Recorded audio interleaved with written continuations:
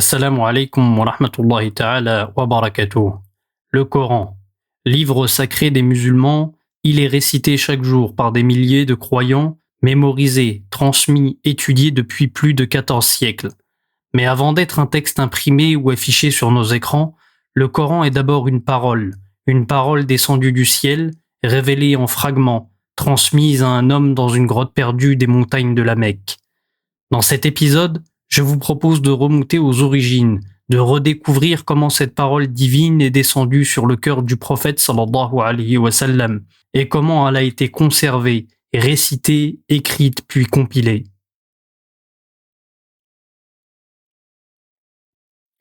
D'après la tradition islamique, l'histoire du Coran ne commence pas au désert de la Mecque, mais bien avant la création de l'univers, dans un temps qui échappe à toute mesure humaine. Le Coran lui-même nous enseigne qu'Allah a inscrit sa parole sur des tables préservées, al-Lawh al-Mahfoud, à l'abri de toute altération, conservées dans les hauteurs célestes depuis des temps immémoriaux. Puis au cours d'un mois de Ramadan, Allah ordonne aux anges de faire descendre ce message sacré vers le ciel le plus bas, où l'attendait le moment d'être révélé progressivement au dernier des prophètes.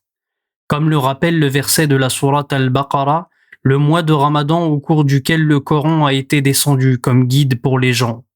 Le nom même du Coran tire son origine du verbe qara'a, lire, réciter, comme Allah le formule avec puissance dans la sourate Al-Qiyamah, Inna alayna jam'ahu wa qur'anah, fa idha qara'nahu fattabi' qur'anah. En vérité, c'est à nous qu'il incombe de le rassembler et de te le faire réciter, et lorsque nous le récitons, suivant sa récitation. Il faudra attendre le 7e siècle de notre ère pour que le Coran atteigne le cœur d'un homme, le prophète Mohammed sallallahu alayhi wa sallam. C'est au cœur de régions arides d'Arabie, dans le Hijaz, qu'Allah a choisi de révéler ses paroles auprès d'un peuple qui lui avait autrefois voué un culte exclusif, mais qui avait désormais sombré dans les ténèbres de l'idolâtrie. La première fois que le prophète entend réciter le Coran, il est en méditation dans la fameuse grotte de Hira, niché dans une montagne près de la Mecque. L'ange Jibril lui rend visite une nuit alors qu'il est assoupi. Il le saisit fermement et lui récite les tout premiers versets de la sourate Al-Alaq. Iqra bismi rabbika alladhi khalaq, khalaqal insana min alaq, iqra wa rabbuka al-akram, alladhi allama bil qalam, allama al-insana ma lam ya'lam. Lis au nom de ton Seigneur qui a créé l'homme d'une adhérence. Lis, ton Seigneur est le très noble, lui qui a enseigné par la plume, il a enseigné à l'homme ce qu'il ignorait. Cet événement marque le début des 23 années de révélation durant lesquelles le prophète sallallahu alayhi wa sallam recevra les versets du Coran par fragments, selon les circonstances, les événements et les besoins spirituels de la communauté naissante. Sa biographie ainsi que de nombreux hadiths authentiques nous apprennent que la révélation prenait plusieurs formes, toutes d'origine divine mais aux modalités variées. Avant même l'apparition de l'ange Jibril dans la grotte de Hira, le prophète sallallahu alayhi wa sallam avait commencé à recevoir des rêves prémonitoires clairs qui se réalisaient exactement comme il les voyait. Ces rêves, considérés comme une forme de wahi, de révélation, continueront de l'accompagner tout au long de sa mission.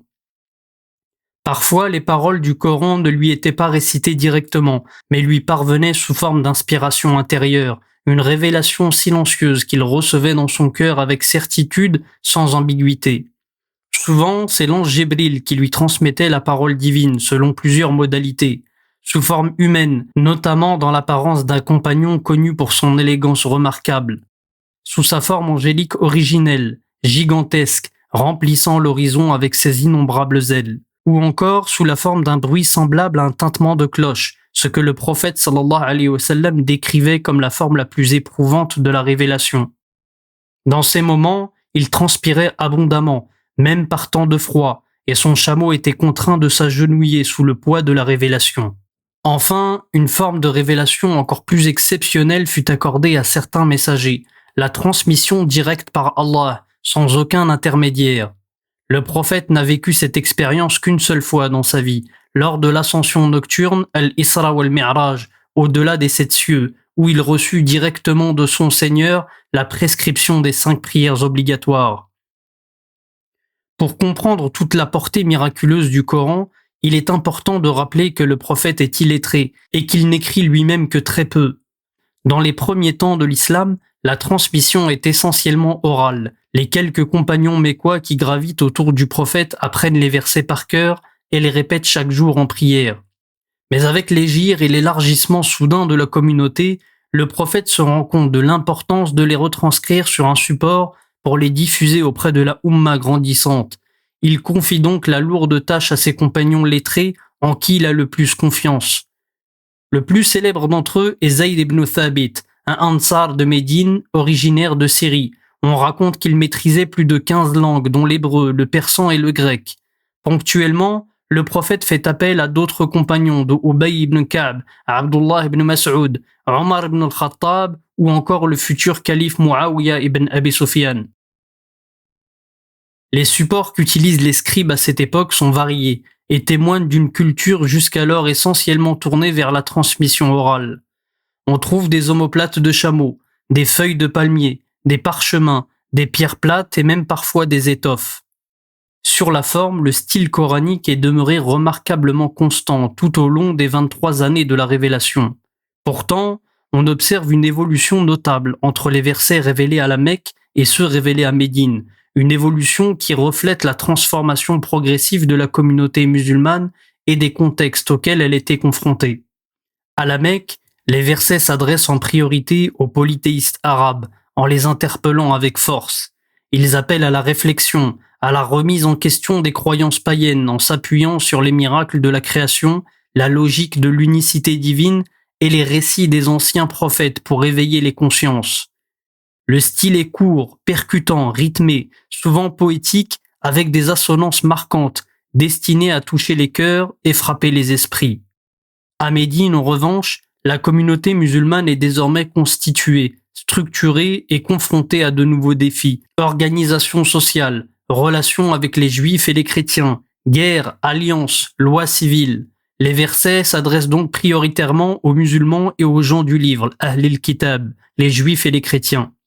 Le ton devient plus calme, explicatif, législatif. Les versets sont plus longs, plus détaillés et traitent de sujets variés. Mariage, héritage, commerce, guerre, jeûne, zakat. Aujourd'hui encore, la plupart des exemplaires du Coran mentionnent pour chaque sourate son origine, mécoise ou bédinoise. Cette classification permet au lecteur de replacer chaque verset dans son contexte historique et spirituel, et de mieux comprendre la pédagogie qui a accompagné l'évolution de l'islam et de sa communauté. La révélation se poursuit jusqu'aux derniers instants de la vie du prophète sallallahu alayhi wa sallam. On rapporte que chaque année, durant le mois de Ramadan, l'ange Jibril descendait pour réciter l'intégralité du Coran avec le prophète, afin de l'ancrer fermement dans sa mémoire. Lors de la dernière année de sa vie, cette récitation fut faite 2 fois, un signe que le prophète interpréta comme l'annonce de sa fin prochaine. À l'âge de 63 ans, le prophète sallallahu alayhi wa sallam s'éteint à Médine, laissant derrière lui une communauté endeuillée, mais aussi un immense héritage, celui de préserver et de transmettre les paroles d'Allah sans en modifier une seule lettre. Cette responsabilité allait désormais reposer sur les épaules de ses compagnons. Selon de nombreux savants, le dernier verset révélé fut celui de la sourate Al-Baqarah et craignez le jour où vous serez ramenés vers Allah. Alors chaque âme sera rétribuée selon ce qu'elle a acquis et ils ne seront point lésés. Ce verset solennel, centré sur le rappel du jugement dernier, aurait été révélé peu de jours avant la mort du prophète, marquant ainsi la clôture définitive de la révélation.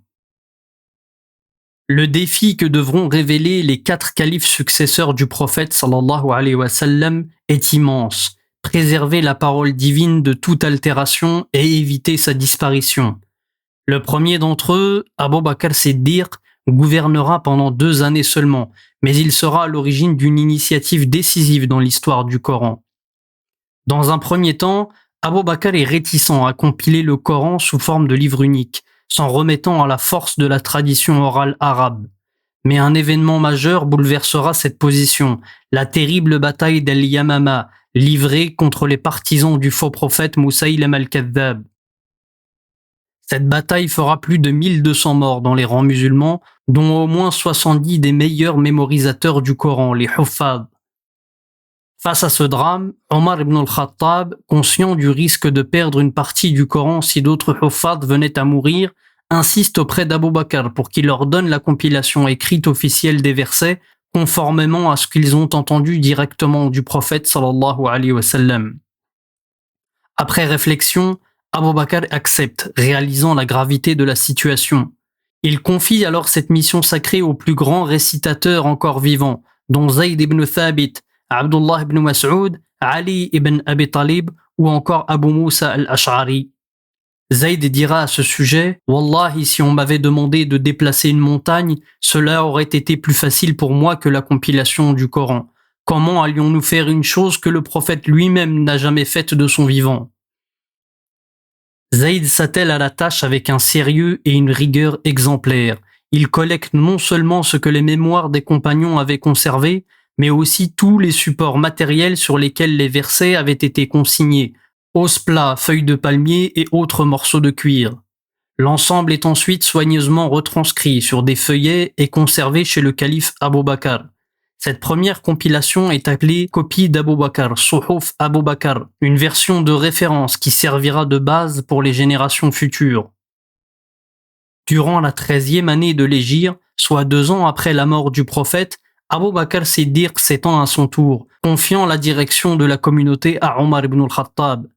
Ce dernier dirigera les musulmans pendant 10 années, marquées par une expansion fulgurante de l'État islamique. Sous son califat, l'islam franchit les frontières de la péninsule arabique pour s'étendre à de vastes territoires.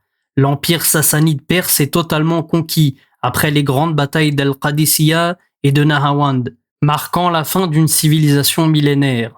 Côté ouest, les armées musulmanes repoussent les forces byzantines, s'emparent de la Syrie, de la Palestine et de l'Égypte jusqu'aux confins de la Libye.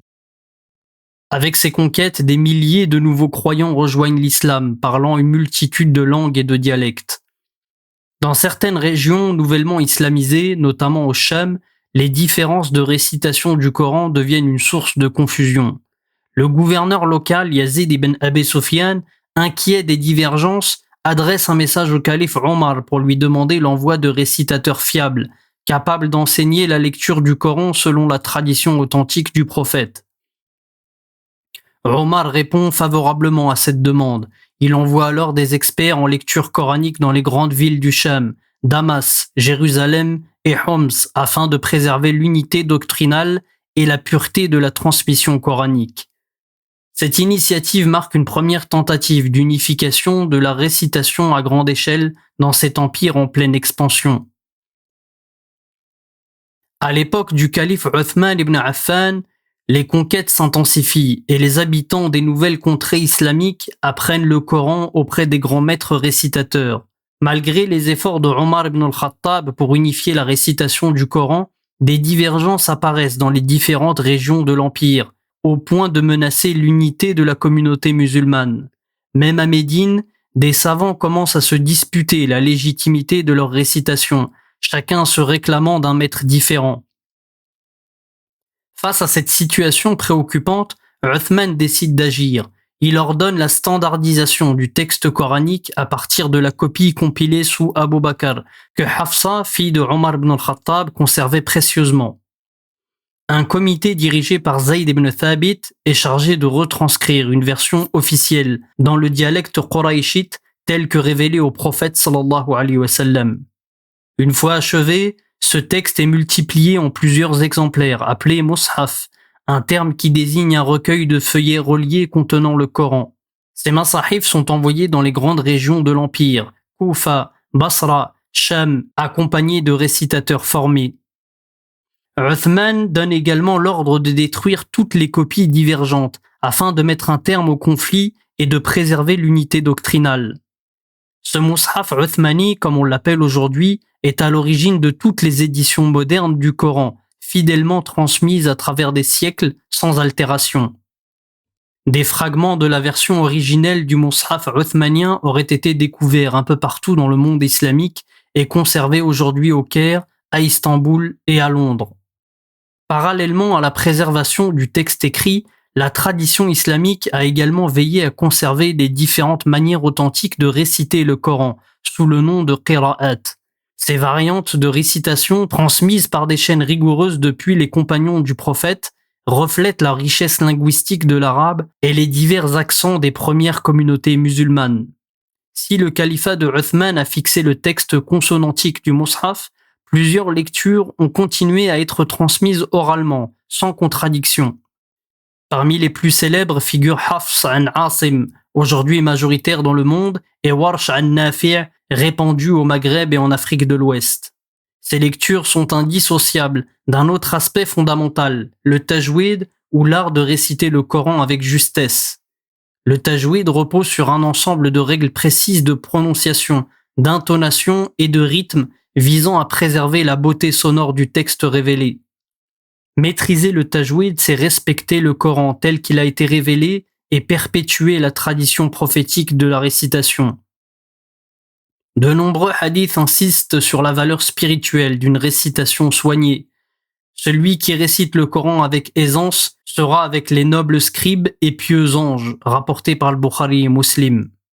Jusqu'à aujourd'hui, les grands récitateurs, appelés Qurra, sont formés dès le plus jeune âge à cet art, transmis de génération en génération dans les écoles coraniques. Ainsi s'achève cette première étape dans notre voyage à travers l'histoire du Coran. De la solitude de la grotte de Hira aux manuscrits soigneusement compilés à Médine, en passant par les décisions déterminantes des premiers califes, le Coran est passé du souffle divin à l'écrit, sans jamais perdre sa force ni sa vivacité. Mais l'histoire ne s'arrête pas là, car conformément à la promesse d'Allah, cette parole n'était pas destinée à rester confinée au sable d'Arabie. Pour en savoir plus, retrouvez-moi dans la seconde partie de ce voyage dans l'histoire du Coran. Wassalamu alaikum wa rahmatullahi ta'ala wa barakatuh. Assalamu alaikum wa rahmatullahi ta'ala wa barakatuh. Au 7e siècle, une nouvelle fois dans l'histoire spirituelle de l'humanité, la parole divine traverse les cieux pour devenir le dernier livre saint révélé par Allah. D'abord confinée à un homme isolé au cœur de la péninsule arabique, cette révélation va en l'espace de quelques décennies se propager à une vitesse fulgurante dans l'ensemble du monde musulman. Mais ce n'est pas seulement la foi qui se diffuse. Avec elle, c'est une langue, un alphabet, un style de récitation et une manière unique d'aborder le sacré qui franchissent les frontières. Le Coran devient un lien spirituel entre des peuples aux langues, cultures et histoires différentes. On pourrait croire qu'avec la mort du prophète sallallahu alayhi wa sallam et la fin de la génération des grands compagnons, l'étude du Coran se fige, mais c'est tout le contraire qui va se produire. À ce stade, toute altération de la parole divine est totalement impossible, grâce à ce que les musulmans désignent par at-tawatur, la transmission massive par de très nombreux rapporteurs. En effet, l'apprentissage du Coran s'est largement répandu dans tout le califat, rendant impossible toute modification. En revanche, sur la forme, les spécialistes redoublent d'efforts pour faciliter la lecture, l'écriture et la prononciation correcte du texte sacré. Dès les premiers siècles de l'Hégire, l'érudit Abul Aswad ad-Du'ali initie la vocalisation du Coran en y ajoutant des signes diacritiques pour marquer les voyelles brèves, d'abord notées par des points de couleur. Ce travail sera perfectionné par l'éminent linguiste Al-Khalil ibn Ahmad al-Farahidi, qui met en place un système cohérent et lisible de voyalisation, toujours utilisé aujourd'hui. Peu après, le grammairien Nasr ibn Asim al-Laythi introduit les points diacritiques distinctifs sur les lettres arabes permettant de différencier des lettres homographes comme le jim, ha, kha, le ba, le ta et le tha, ou encore le ayn et le reyn. Ces innovations vont poser les bases de la grammaire arabe et la transmission scriptuaire du Coran. Grâce à ces évolutions, la langue arabe se développe et sort de la péninsule arabique pour devenir une langue impériale, scientifique et diplomatique. En Andalousie, les rois chrétiens échangent avec leurs homologues musulmans en arabe. En Sicile, à la cour du roi Frédéric II, l'arabe est utilisé comme langue de chancellerie, et dans toute l'Europe médiévale, les grandes cours royales ont leur traducteur arabophone. Si le monde musulman a connu son âge d'or dans les domaines de la géographie, des mathématiques, de la médecine ou de l'astronomie, il a également vu l'épanouissement sans précédent des sciences islamiques, notamment entre le IIe et le Xe siècle de l'Hégire. Durant cette période extrêmement féconde, un nombre incalculable de savants vont se spécialiser dans une multitude de disciplines autour du Coran et rédiger des ouvrages devenus des références intemporelles. Parmi les grandes figures de cette époque, on peut citer At-Tabari, auteur d'un des plus vastes tafsirs classiques, les grands exégètes Al-Maturidi et Al-Qurtubi, Ibn Jawzi, auteur de Zad al-Masir, Ibn Kathir, dont le tafsir Al-Qur'an al-Azim est toujours massivement lu, et As-Suyuti, auteur d'Al-Itqan fi Ulum al-Qur'an, une encyclopédie des sciences coraniques. Ces auteurs ont traité des disciplines aussi diverses que l'interprétation du Coran, l'abrogation, al-Nasikh ou al-Mansour, les lectures canoniques, al-Qira'at et le Tajwid, le découpage des versets ou encore les règles grammaticales du Coran. Ce foisonnement intellectuel, nourri par le respect profond du texte sacré, marque l'un des sommets de l'histoire de la pensée islamique. Les conquêtes musulmanes vers l'Est et l'Ouest, l'ouverture des grandes routes commerciales ainsi que l'effort constant des prédicateurs ont largement contribué à la diffusion du Coran et de l'islam à travers le monde. Dans chaque région du monde musulman, le Coran est progressivement traduit dans la langue locale afin d'en faciliter la compréhension, mais les savants insistent sur l'importance d'apprendre l'arabe, langue sacrée de la révélation, pour en saisir toute la profondeur et la subtilité. La langue arabe accompagne cette expansion. Elle s'implante bien au-delà de la péninsule arabique, s'adaptant aux contextes linguistiques locaux, tout en demeurant le lien spirituel commun entre des peuples de cultures diverses. Elle devient aussi la langue de la prière, du savoir religieux, de la jurisprudence et de la littérature dans de nombreuses sociétés islamisées. L'alphabet arabe, quant à lui, suit également ce mouvement d'expansion. Il est adopté par de nombreuses langues non arabes, parfois avec des lettres supplémentaires pour mieux correspondre aux particularités phonétiques locales. Dès le 8e siècle, les Perses islamisés adoptent massivement l'alphabet arabe, qu'ils modifient pour mieux transcrire les sons dans leur langue. Cela donnera naissance au persan, écrit en alphabet arabe appelé farsi. Au XIIe siècle, l'alphabet arabe devient officiel à la cour de certains souverains indiens, en particulier dans les sultanats musulmans du sous-continent. Il évoluera pour donner l'ourdou, une langue indo-persane toujours écrite en alphabet arabe modifié. À partir du XIVe siècle, l'alphabet arabe devient également celui de l'Empire ottoman, où il est utilisé pour écrire le turc. Ce système perdurera jusqu'en 1928, date à laquelle Mustafa Kemal Atatürk impose une réforme linguistique radicale, l'abandon de l'alphabet arabe au profit de l'alphabet latin, dans le but de moderniser le pays et de rompre avec l'héritage impérial et religieux ottoman. Cette réforme a d'ailleurs eu pour effet immédiat de réduire considérablement le nombre de personnes capables de lire et écrire le Coran, et a entraîné un recul notable du nombre de huffaz, les mémorisateurs du Coran, notamment dans les générations suivantes. En Afrique de l'Ouest, les Peuls, les Haoussa, les Wolofs ont utilisé l'alphabet arabe pour écrire leur langue locale dans ce que l'on appelle l'ajami. De même, en Asie du Sud-Est, les Malais, les Indonésiens et les Achénais ont adopté l'écriture jawi, une variante locale de l'alphabet arabe. En Chine, les Ouïghours musulmans utilisent encore aujourd'hui une version arabisée de leur alphabet pour écrire leur langue turcique. Le Coran a ainsi joué un rôle fondamental dans l'expansion de l'alphabet et la langue arabe, devenant un puissant vecteur de diffusion culturelle, scriptuaire et spirituelle. Ce phénomène a permis à des peuples très divers de s'approprier cette langue d'une richesse remarquable, non seulement pour la récitation du Coran, mais aussi pour un usage profane. Au milieu du XIIe siècle, pour la première fois, le Coran est traduit et diffusé en Europe. Cette première version, commandée par Pierre le Vénérable, abbé de Cluny, est rédigée en latin à Tolède par l'érudit anglais Robert de Ketton. Elle porte un titre explicite qui ne laisse aucun doute sur les intentions de l'auteur, l'ex Mahomet pseudo-prophété, c'est-à-dire la loi de Mahomet, le faux prophète. Cette traduction s'inscrit dans un contexte de forte expansion de l'islam en Andalousie, qui suscite de l'inquiétude chez les élites chrétiennes. L'abbé de Cluny, redoutant que les vagues de conversion ne gagnent les royaumes chrétiens du Nord, souhaite étudier l'islam pour mieux le réfuter. Le but de cet ouvrage n'est donc pas de transmettre fidèlement le message coranique, mais de le décrédibiliser dans une perspective polémique. Malgré sa mauvaise qualité et ses nombreux préjugés théologiques, cette version deviendra la référence unique en Europe pendant plusieurs siècles, influençant durablement la perception occidentale de l'islam, y compris chez des intellectuels et historiens modernes.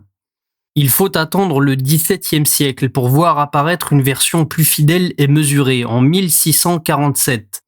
André Durière, diplomate français à la cour ottomane, publie l'Alcoran de Mahomet, première traduction française du Coran. Bien qu'elle reste marquée par la pensée chrétienne de l'époque, cette version est nettement plus neutre dans son ton et dans son approche du texte arabe. Elle est d'ailleurs considérée par de nombreux spécialistes comme la première tentative sérieuse de rendre le Coran accessible sans animosité manifeste. Cette relative impartialité suscite néanmoins la crainte de certains membres de l'Église. L'un d'eux, Vincent de Paul, prêtre influent et conseiller du pouvoir royal dans les affaires religieuses, s'oppose ouvertement et farouchement à sa diffusion. Il redoute que cette traduction, écrite non pas en latin savant mais en français vernaculaire, ne rende les idées de l'islam trop accessibles au grand public, au risque de semer le doute dans les esprits des fidèles. Cette méfiance à l'égard du Coran persistera pendant des siècles en Europe. Aujourd'hui encore, on en retrouve des traces dans les thèses de certains orientalistes et historiens. À partir du XIXe siècle, une théorie largement diffusée émerge. Elle affirme que le Coran ne serait pas d'origine divine, mais le produit d'une rédaction collective, élaborée progressivement pendant et après la vie du prophète Mohammed sallallahu alayhi wa sallam. Cette vision est notamment portée par l'allemand Theodor Noldeke, auteur d'une monumentale histoire du Coran, et par le très controversé historien anglais Michael Cook, co-auteur du Hagarisme, qui remet radicalement en question les sources musulmanes. Aujourd'hui encore, ces hypothèses trouvent un écho chez certains chercheurs occidentaux.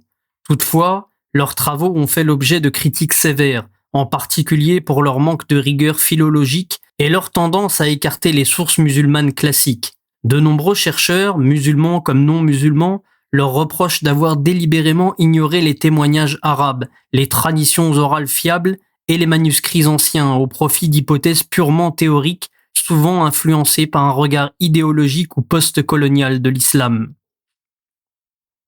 Les évolutions technologiques à travers le temps ont permis la diffusion du Coran à un très large public. La toute première tentative d'impression en caractères arabes remonte à 1537, dans la République de Venise, probablement à l'initiative d'un érudit andalou, désireux de faciliter sa distribution. Environ 300 exemplaires avaient été prévus, mais très peu virent le jour. Certains avancent que les autorités religieuses chrétiennes alertées du projet auraient œuvré en coulisses pour empêcher sa diffusion. D'autres pensent que ce sont les autorités musulmanes elles-mêmes qui, méfiantes vis-à-vis de cette technologie nouvelle, ont freiné sa publication. Le seul exemplaire partiel connu fut découvert dans les archives du Vatican en 1987. Ce n'est qu'à partir du XIXe siècle que l'impression du Coran sera autorisée officiellement dans le monde musulman, notamment en Égypte sous Mohammed Ali, puis dans l'Empire ottoman. À partir du XXe siècle, l'impression du Coran est placée sous un contrôle rigoureux afin d'éviter toute altération, qu'elle soit volontaire ou accidentelle. Des imprimeries spécialisées voient le jour dans les grandes villes du monde musulman, telles que la Mecque, Médine, Le Caire, Jakarta ou encore Istanbul. Ces institutions sont bien plus que de simples ateliers d'impression. Elles abritent des comités de savants chargés de vérifier la conformité de chaque mot, chaque lettre et chaque signe diacritique. L'essor de l'audio et du numérique a également permis une démocratisation inédite. Le Coran devient accessible aux populations analphabètes à travers la récitation des plus grandes voix du monde musulman, tandis que les applications mobiles et les sites officiels permettent aujourd'hui une consultation instantanée, gratuite et mondialement synchronisée du texte sacré. Aujourd'hui, le Coran est bien plus qu'un livre. Il est une présence quotidienne dans la vie de près de 2 milliards de musulmans à travers le monde, dans les mosquées, les foyers, les écoles et jusque dans les poches des fidèles, il accompagne les prières, les méditations et les choix de vie. Il est le texte le plus récité, mémorisé et écouté de toute l'histoire humaine. Des millions de personnes appelées Huffaz l'ont appris par cœur, perpétuant une tradition orale ininterrompue depuis le prophète Mohammed sallallahu alayhi wa sallam. Dans chaque région, des concours de récitation sont organisés, mettant à l'honneur les différentes lectures canoniques, les règles du tajwid et la beauté du verbe divin. Grâce aux technologies modernes, le Coran est désormais accessible partout, en ligne, en audio, en application mobile, avec des traductions dans les centaines de langues. Des sites spécialisés permettent de consulter les textes avec tafsir, tajwid coloré ou outils linguistiques. Il existe aujourd'hui des éditions numériques supervisées par des comités savants qui garantissent l'exactitude du texte, de la vocalisation et du codage. Mais au-delà du papier et du numérique, le Coran continue de vivre dans les cœurs. Dans les quartiers d'Afrique de l'Ouest, des villages d'Indonésie, les centres islamiques d'Europe ou les écoles coraniques d'Amérique, des enfants et des adultes s'attachent chaque jour à lire, à comprendre et à transmettre cette parole. C'est là que réside sa véritable force, dans sa capacité à inspirer, à transformer une vie et à relier des peuples. Allah a d'ailleurs révélé dans le Coran à ce sujet « Et nous ne t'avons envoyé que comme porteur de bonnes nouvelles et avertisseur pour l'humanité tout entière. » Le Coran aujourd'hui est le même que celui qui a été révélé dans la grotte de Hira, intact, inchangé, transmis avec soin et dévotion. Il continue d'éclairer des générations entières à travers le monde. Depuis qu'il a été révélé, le Coran ne cesse de traverser les siècles, les frontières et les civilisations. D'une parole descendue dans la nuit du destin, il est devenu une lumière vivante, récitée à travers le monde. Écrit, mémorisé, transmis avec ferveur, il unit des peuples de langues, de couleurs et de cultures différentes autour d'une même parole divine. Quant à moi, je vous remercie d'avoir parcouru ce voyage dans le temps à la rencontre du Coran et retrouvons-nous bientôt, Inch'Allah, pour un nouvel épisode de l'Islam dans l'histoire. Wassalamu alaikum wa rahmatullahi ta'ala wa barakatuh. Si vous avez aimé cet épisode, rejoignez-nous sur Instagram et TikTok sous le nom L'Islam dans l'histoire pour découvrir nos contenus exclusifs. Vous trouverez tous les liens en description de cet épisode. Wassalamu alaikum wa rahmatullahi ta'ala wa barakatuh.